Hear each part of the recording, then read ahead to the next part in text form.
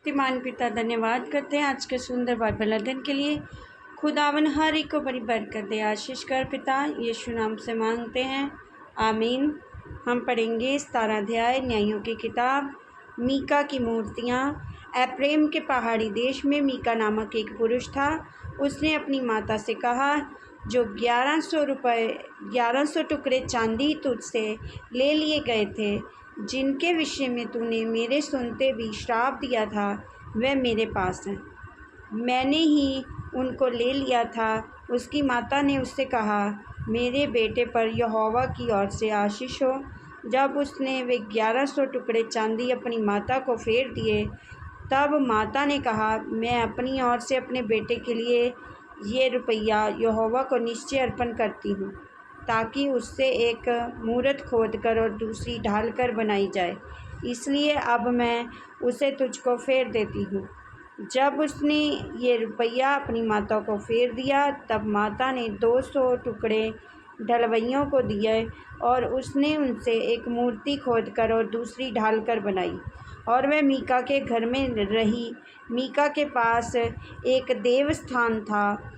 तब उसने एक अपोद और एक ग्रह देवता बनवाए और अपने एक बेटे का संस्कार करके उसे अपना पुरोहित ठहरा दिया।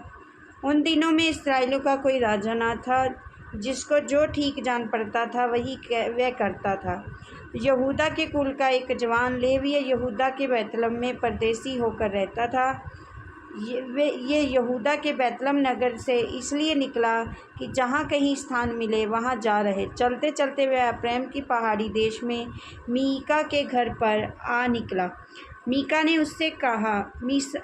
उससे पूछा, तू कहाँ से आता है? उसने कहा, मैं तो यहूदा के बैतलहम से आया हुआ एक लेवीय हूँ, और इसलिए चला आता हूँ कि जहाँ कहीं ठिकाना मुझे मिले वहीं रहूं। मीका ने उससे कहा, मेरे संग रहकर मेरे लिए पिता और पुरोहित बन, और मैं तुझे प्रतिवर्ष 10 टुकड़े रुपये और एक जोड़ा कपड़ा और भोजन वस्तु दिया करूँगा। तब वह लेवीय भीतर गया, और वह लेवीय उस पुरुष के संग रहने से प्रसन्न हुआ, और वह जवान उसके साथ बेटा सा बना रहा। तब मीका ने उस लेवीय का संस्कार किया, और वह जवान लड़का पुरोहित होकर मीका के घर में रहने लगा। और मीका सोचता था कि अब मैं जानता हूँ कि यहोवा मेरा भला करेगा, क्योंकि मैंने एक लेवीय को अपना पुरोहित रखा है। इस वचन के द्वारा प्रभु ब्लेस करेंगे, आमीन। सबको जय मसीह।